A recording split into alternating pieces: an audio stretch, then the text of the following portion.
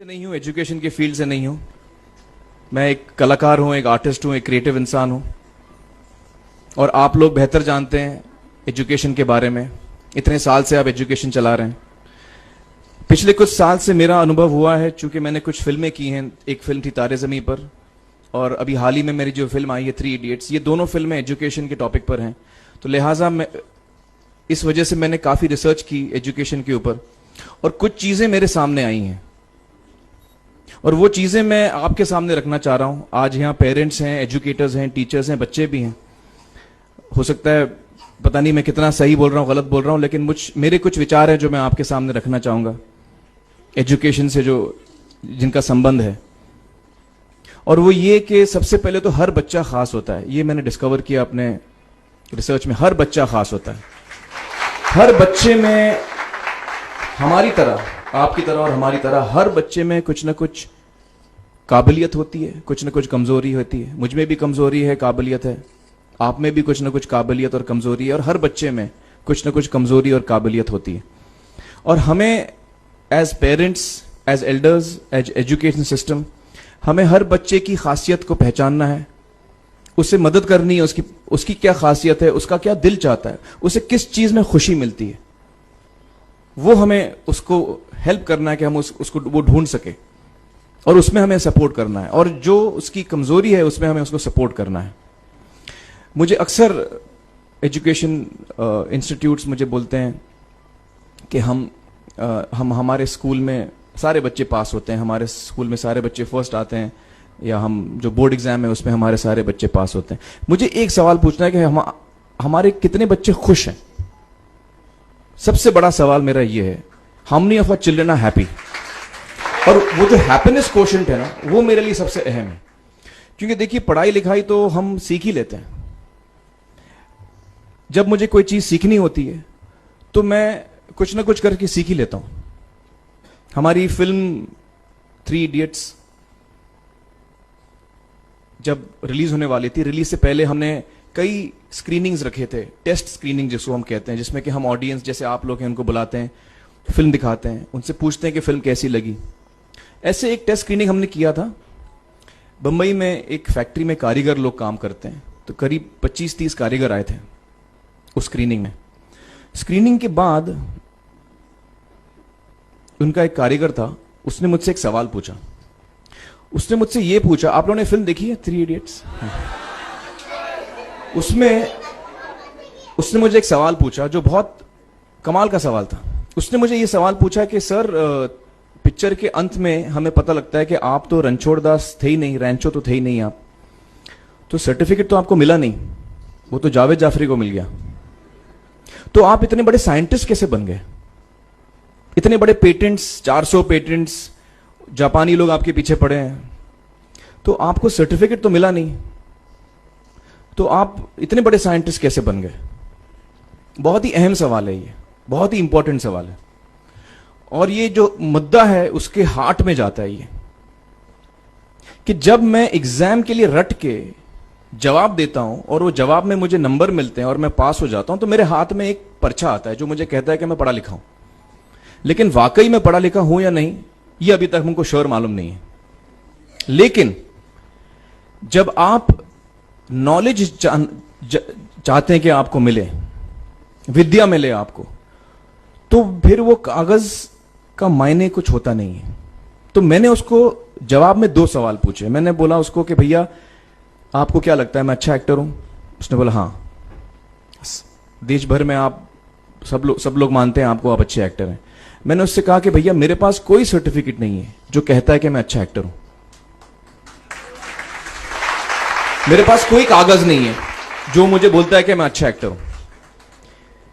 मैंने फिर उससे एक सवाल पूछा कि मैंने सुना आप बहुत अच्छे कटर हैं, आपके जो बॉस मुझे बताते हैं कि आप उनके मेन कटर हैं और आपकी बड़ी इज्जत करते हैं वो।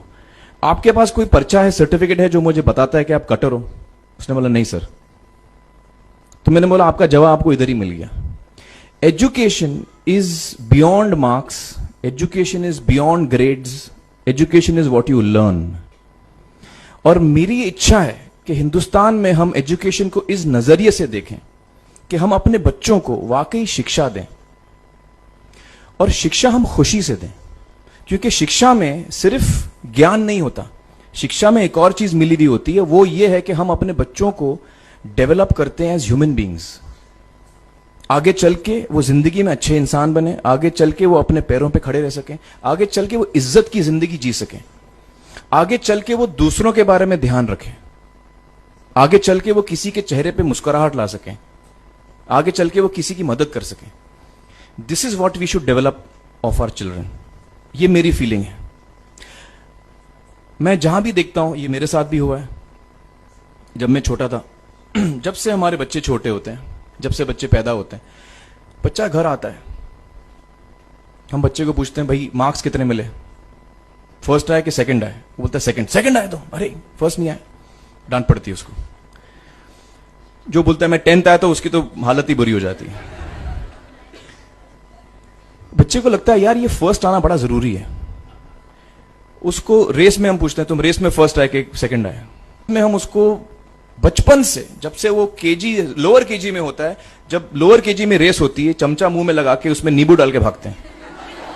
उसमें भी हम बच्चे को पूछते हैं अरे मेरा बेटा फर्स्ट आएगा, ला ओ बेटा मेरा फर्स्ट आना, मतलब पेरेंट्स चिल्ला रहे हैं बेटा भागो, मतलब नींबू लेके भागो।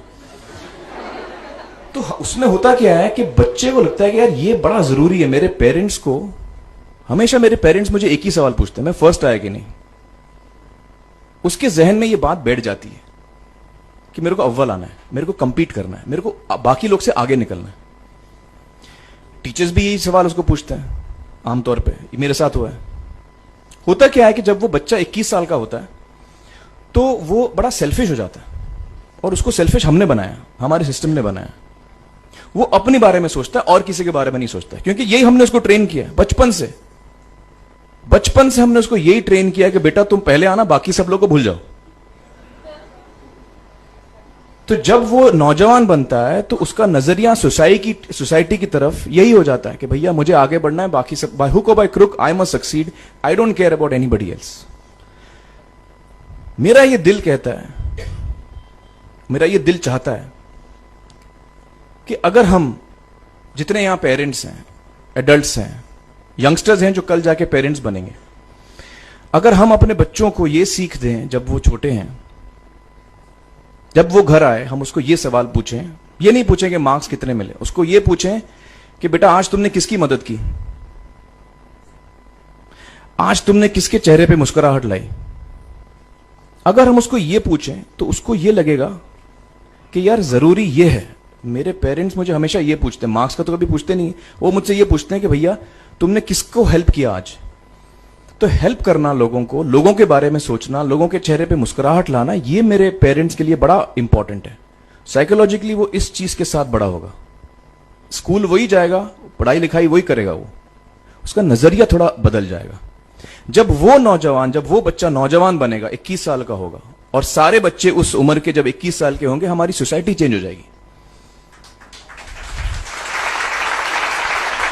क्योंकि तब हमारी सोसाइटी में ऐसे नौजवान होंगे जो खुद के बारे में नहीं सोच रहे, दूसरों के बारे में सोच रहे हैं। तो मुझे लगता है कि सबसे बड़ी चीज जो हमारे एजुकेशन सिस्टम में मैं देखना चाहूंगा, जो मैंने अपने स्कूल लाइफ में नहीं देखी, कि हमको ये अहमियत इस पे दी जा रही है कि हम अपने आसपास के बच्चों को कितना हेल्प कर रहे हैं।